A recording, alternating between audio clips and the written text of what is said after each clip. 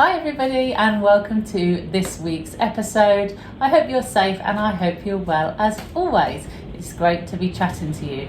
Now this week I am filming midweek, which is really unusual. You can probably hear the wind around me. I was going to film up at the allotment this week, but the weather is well and truly awful. I think there is a storm blowing in the UK.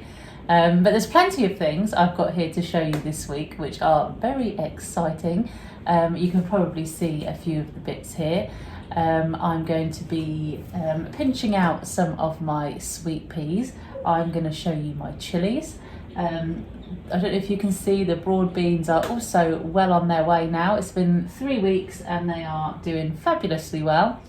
I'm going to be showing you what seeds you can sow in March, and on top of that I'm going to be planting some of my onion and shallot sets. So stay tuned because this week it's going to be a busy one.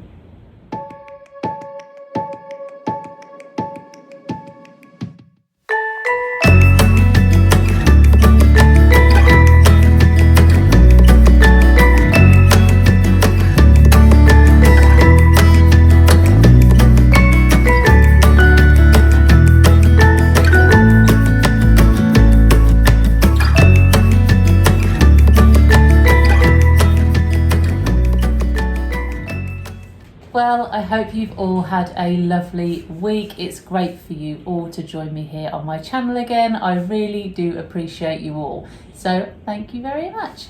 But first of all, this week I am going to talk to you a little bit about my chilies. Now, I'm going to be honest, the chilies in the propagator didn't go well. For some reason they germinated, and about 2 or 3 days after they germinated, they actually died. That's the only way to describe it. So what I've done is I've repotted them all, as you can see. So I've got I've got 6 varieties here all the way along. They're all about at the same rate, and I've now taken them off of the propagator. I'm keeping them misted, keeping them in the conservatory, but the weather isn't warm at the minute in the UK, so they are growing, but they are growing slowly. But fingers crossed that this second lot will be okay. The same unfortunately happened with the aubergines. I don't understand it because I used the same as I used last year and they were all absolutely fine. So I must be doing something different, unless it's the different compost. I'm not sure, but same propagator and the same seeds. So I don't know, maybe the seeds are a bit old, I'm not sure. But anyway, that's that. I've also had some good luck with the sweet peas. Some are growing faster than others. I'm just going to see if I can get one of the boxes over here, because they're quite big. Hold on. This is where it all goes wrong, but at least it'll be on film if it does. Okay, so, God, it might actually go wrong. Blimey. Okay, so this is the one. Oh, I see, I told you it'd go wrong. There we go, they're all right. So this is one of the 3 boxes of my sweet peas. I'll get you a closer version shortly. They're growing really, really well. Most of them have got 2 per toilet roll tube. I did do them in toilet roll tubes due to the sheer quantity that I'm planting, but they seem happy enough, so that's all great. So when you pinch out a sweet pea, you can take any leaves above basically the 3rd or 4th set. Everyone's different. I am going to go probably the 3rd set of leaves, and anything above that you can basically pinch off. You take the top off, and by doing that you encourage the plant to produce side shoots, which gives you a fuller and more bushy plant, which means only one thing: more flowers, which is great for the summer. This is probably my sweet pea plants that are the furthest ahead at the moment. There's another tray just here, which they're getting there, but they are a little bit further behind. These ones are definitely the more substantial. So I'm going to quickly show you with the 1 or 2 of the bigger ones so that you can see how I pinch them out, and then hopefully you can do the same with your sweet peas as well. So as you can see here, I've laid a couple of my sweet peas down just so it's easier for me to show you how to pinch out. So like I said, for those people that regularly pinch out their sweet peas, they usually wait for about 3 or 4 sets of growth. And then what they do is just nip out the tops of the sweet peas so that basically it stops the growth in height and encourages the sweet peas to grow these side shoots, which will then produce further stems and then will produce more flowers. So it really is quite simple to pinch out your sweet peas. All you have to do is you can use secateurs or scissors, or you can just use your fingers, which is what I'm going to do. And all you do is take the stem just above the set of leaves of your choice and quite simply just pinch the top off like that. Now, it might seem a little bit barbaric and a bit like, oh my goodness, what's going to happen to my plant? But it'll be worth it in the long run. So, like I said, just find the leaves that you want to pinch the sweet peas out from, go just above those leaves, and again, just pinch them off. That's pretty much it. You can obviously throw the bits of pinched out sweet pea onto your compost heap, but it really is as simple as that. Okay, so now you've seen how I pinch out my sweet peas, I'm going to go on to have a little chat with you about seeds that you can plant out in March. Now, the weather at the moment would suggest it's not warm to plant anything. It really does feel like the weather has taken a step back, even from just last week. It was lovely last week, and it was almost a case of a false sense of security, because I think we all felt like spring was well and truly on the way. But this week, I think the weather's got other plans. So it just makes you realise not to embrace the warm weather too much. But I'm going to show you just a few things you can start thinking about planting now, depending on the varieties that you've chosen. So what I'm going to aim to start planting soon, goodness me. Okay, so there are plants that I will always plant straight into the ground, direct sow, and that includes things like my carrots. Most of you know I pick Harlequin carrots pretty much every year, unless I fancy a real change, but this year isn't going to be a real change. So you can direct sow carrots anywhere from sort of March onwards. Same with parsnips. I may actually be a little behind. Normally I like to get those in at the end of Feb. They're one of the first things that I normally sow, but I've not quite got there yet. So parsnips as well, by all means. My spring onions I'm also going to sow. Now I haven't decided whether to sow them directly outside, which is what I normally do, or to change my tactic and sow them indoors first. I've not had much luck with spring onions, so I'm going to have a think about that and then decide later on. But these are red spring onions, so something a bit different, so going to give those a go as well. Also, you can obviously start thinking about things like lettuce. Obviously they're pretty easy with when regards to sowing, but they will go directly in the ground as well.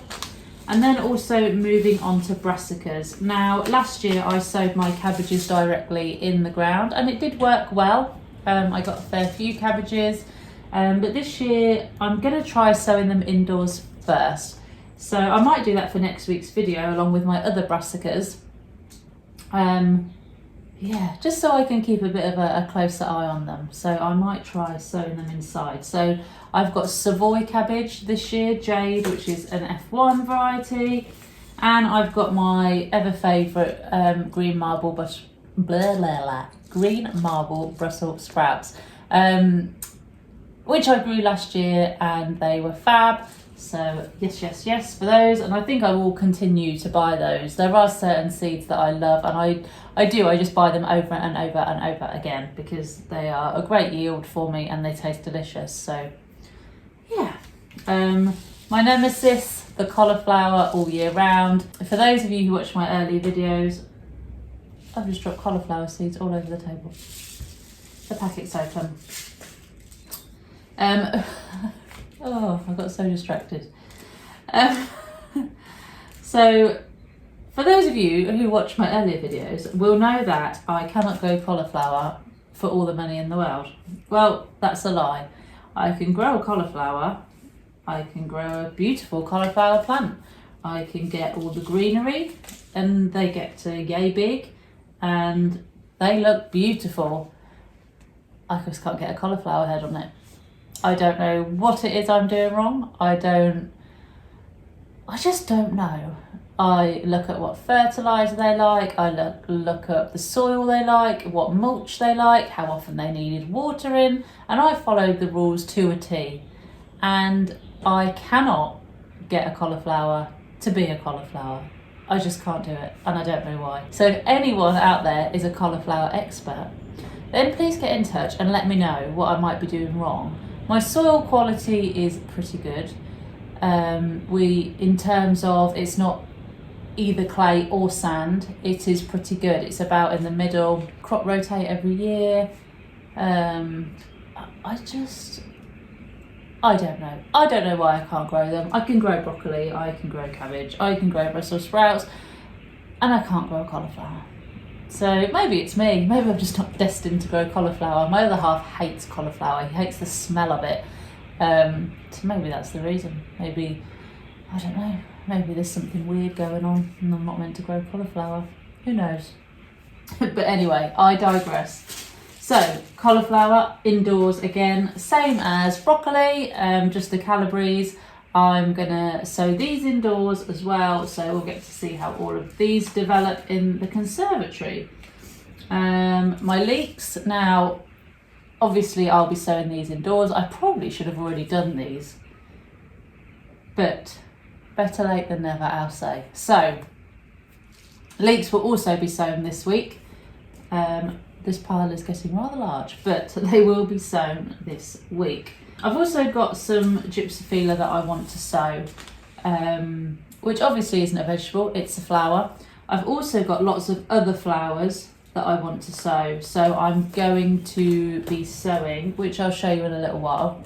I've got my ranunculus and I have got my sunflowers. The sweet peas are obviously already away, they're growing, they look fab. Cosmos, another one of my favourites, and I've got about 150 gladioli bulbs to put in now. I keep buying more. I don't need to buy more, I don't need any more, but I keep buying more. I think I've got a problem with gladioli, but I've got about 150 bulbs to go in. What else have I got? My dahlia tubers I didn't lift, they were dug in pretty deeply up at the allotment, so I've left them, so they should be good. I also need to get my ginger in. I bought a ginger plant and I need to read the instructions. I know there's a lot of soaking beforehand. If anyone's grown ginger before, I think I said that in an earlier video, let me know in the comments.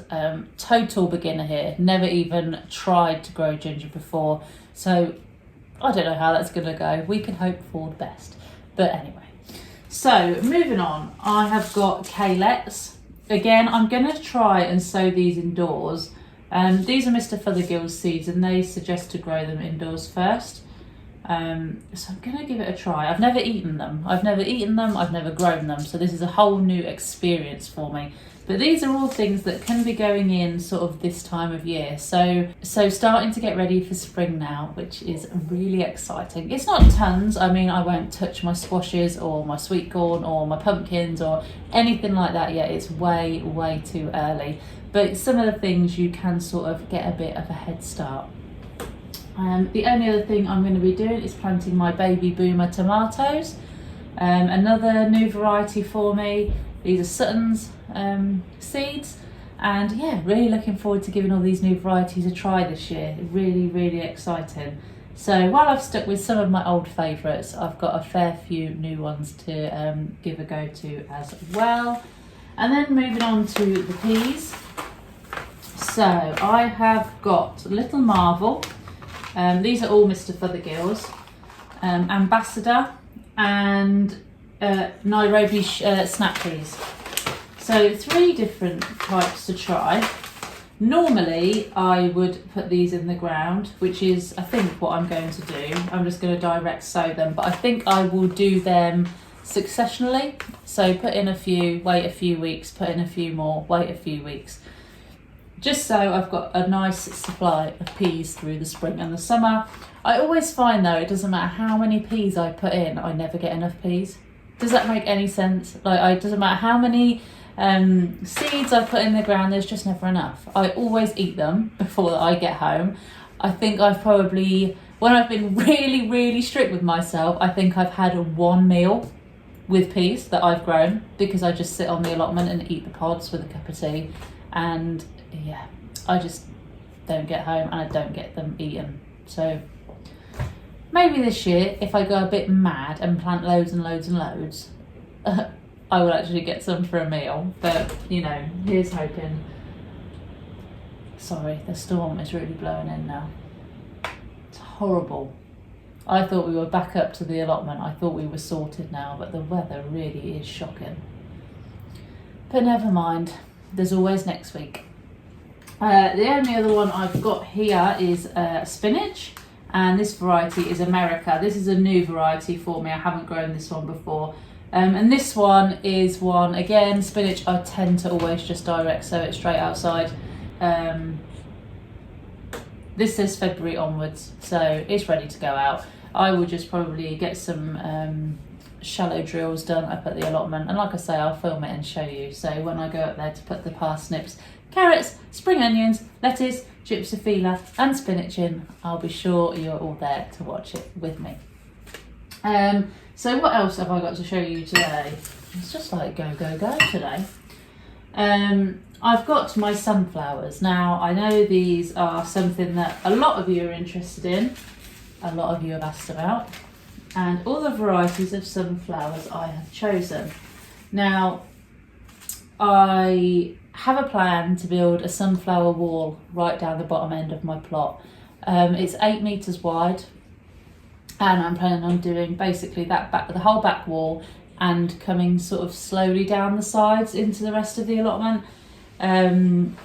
So I've got lots of varieties, and I'm going to plant them at home in trays so we can watch them grow before I plant them out in the summer. It's pretty much the same as what I've done with the sweet peas. Again, I've done in excess of 300 sweet peas. So I just need to see what sort of numbers I'm dealing with before we get up to the allotment to plant them all out. So I have gone for, let's have a look, 8 varieties of sunflowers. I think that is all of them. And the first one I've gone for is a sunflower called Autumn Beauty, which obviously sounds very nice. I've tried to go for ones that are contrasting. I've made sure I haven't gone for ones that are all exactly the same, so they all should be a little bit different. I've then gone for one called Sunflower Chocolate, which does sound very nice. All of these have come from Premier Seeds, by the way. That's the usual place I order from. I've also gone for a variety called Lemon Queen. Another one called Vanilla Ice. Another one called Red Sun. Another called Italian White, though those seeds are small. I don't know if you can see. They're really little for sunflowers. Really little. I've also gone for the teddy bear variety. I'll try and pop a picture up of one of my teddy bear sunflowers that I grew at home last year. They are amazing. They are like the fluffiest thing you have ever seen, and yeah, worth their weight in gold. They look spectacular. And last but not least, Mongolian Giant, and I've been told these are pretty sensational and pretty special to look at. The seeds are huge, which says a lot probably for the size of the sunflower. If you compare that to these ones, which I showed you, they are worlds apart in terms of size. So yes, all good. So I'm going to start getting those planted up as well. It's going to be a busy couple of weeks, I think. And also, I forgot about these, just peeking over the top. I went into a local supermarket. Now this is so unlike me, and I picked up these plants. Now I haven't opened them yet. This is the first time for once. I cheated last time and looked before I filmed it for you lot. But these are 4 little individual globe artichoke plants. And these were an absolute bargain. They were in a supermarket and I think they were £1.39 or something like that. Absolute bargain. They had all different ones as well. They had tomatoes and they had herbs and they had brassicas. So I saw the globe artichoke and was like, why not? Let's give it a go. So it's been sitting on my windowsill in its own little greenhouse essentially. They're about ready to be potted on now, I think. But how cute. I'm impressed. So yeah. I also wanted to show you the ranunculus that I ordered. It's been a really busy week here this week. So I've gone for 10 pinks and 10 white. So they have been soaked in water overnight. This one is being a pain. I just want you to see it there. And this is what they look like. I think their technical term is a corm. Of ranunculus. So what I'm going to do is get these planted up into pots today, and then hopefully the next time I get up at to the allotment I'll just transplant them into the ground where I want them. I just want to make sure I get them in because I know that I'm running late to get ranunculus in. I know the cut-off is end of February, early March, but I am leaving it late. I don't want to miss my chance of growing them, so I want to make sure I get them in. So I'm going to be doing that today. I also want to show you my broad beans. And I've just found another sunflower variety that was hidden under this bowl. Did I show you this one? 2, 3, 4, 5, 6, 7. No, I didn't show you this one. This one is called Orange Sun. I'm sure I showed you that one already. It's clearly been a long day for me. You know I can't remember. Anyway, so I've also got my onion sets and my shallot sets, which I am going to plant today. I've got some little trays that I always use for my shallots and onions. These poor things are already starting to sprout. Look, I need to get these in as soon as possible. But they're all good to go, so I'm going to be showing you those as well. But yeah, it's all been really manic here. There is so much going on, but that's what I love best. The season's really starting to kick off, and whilst it does feel cold and it is still early, things are just starting to happen and bits of life are just starting to poke in all over the place. I also want to show you my broad beans, which you can just see right at the end of my table there, but I'll give you a proper look at them because I said I'd keep you up to date. They've been in now for 3 weeks, just under 3 weeks, and they're doing all right. So yeah, really great to see. So what I'm going to do now is show you the broad beans, and I'm going to show you how to plant out your onion sets if you're going to be starting them off at home. Okay, so as you can see, I have a tray here. Now this is one I just picked up from a garden centre, and they were giving them away for free. So it's worth just checking. It's usually at the entrance or exit to garden centres that if they're going to get rid of anything, they sort of leave them around and say help yourself or something like that. But I've got 2 of these and I've always used them for my onion sets and they've always done brilliantly. So I'm just going to give you a bit of an idea of what to do with your onion sets if you're going to do them at home. Now it's really quite simple. You just need a small amount of compost. I'm going to be really against my doing things in an orderly fashion and go for right in the middle. So all you need to do is put in your compost, pick up your onion set, and obviously the roots are, say the hairy bit, should obviously be facing down, pointed tip upwards. And all you need to do with an onion set is make a little hole, pop your onion set in, and just push the soil around it firmly. Now you can give it a little bit extra if you want to, but that is pretty much it. Just make sure that the onion is above the soil, and then all you'll need to do is give them a quick water, and that is as simple as that. So yeah, just make sure they're well in there, compost is nice and tight around, and they're pointing the right way up. Just do another one quickly. Just make sure you got your compost in there. Fill it up, make sure you get rid of any sticks or lumpy bumpy bits. Like I say, put a hole all the way through, or near enough all the way through. Pick up your onion, root side down, pointed side up, and just poke that in. Push, make sure the compost again is firm all the way around. Top it up a little if you think you need to, but that is it. And when they're all done, just give it a bit of a water, and that's it. That easy.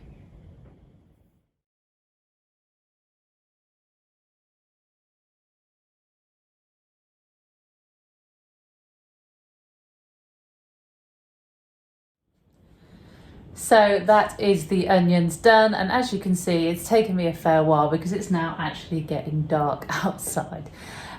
So I just wanted to quickly show you my broad bean plants. They're looking really well. Like I said, they're about 3 weeks old. They've obviously got their first full set of leaves now and looking really happy indeed. Now this is one of the smaller ones. There are some that are shooting up. They're a lot bigger. This one in particular, this is quite a big one. But again, plenty of leaves growing up on the stems as well, and really healthy. They're a really lush green as well. But yeah, really happy with those overall. So hopefully now you've got an idea of what seeds you can sow in March. I'll give you a quick rundown, like I did in the previous seed sowing guide for February. So in March, you can basically get sowing your brassicas indoors. You can be starting to think about your peas. You could probably still sow some chilies or peppers if you've got a heated propagator, though it is a little bit late, but you've certainly still got time to try. Think about your herbs and your salads, depending on the varieties, your spinach, your lettuce. Then also, you've obviously got your onions, if you've got onion sets. I will be honest, I don't know about onion seeds because I've not planted them before, but check the packets as always. I might even be a bit late for those. Start looking at your flowers. I mean, ideally now you can start sowing your cosmos, your sunflowers, gypsophila like I'm going to sow, as well as many others. It is starting to get into that time now where you can start to sow things. Thinking about outside, parsnips and carrots, you can start thinking about those depending on what varieties you've got. And obviously you should have your potatoes getting ready too. Chitting or not chitting, that's entirely up to you. Mine are chitting lovely on the windowsill, and they are now showing some lovely purple shoots. There's leaves on some of those as well. So it really is starting to come to life on the allotment, which is great news. That is pretty much it from me this week. I feel like I have totally bombarded you with talking and information. So if you have any comments or questions, feel free to put them in the comments below, or you can give this video a like or subscribe to my channel for future content.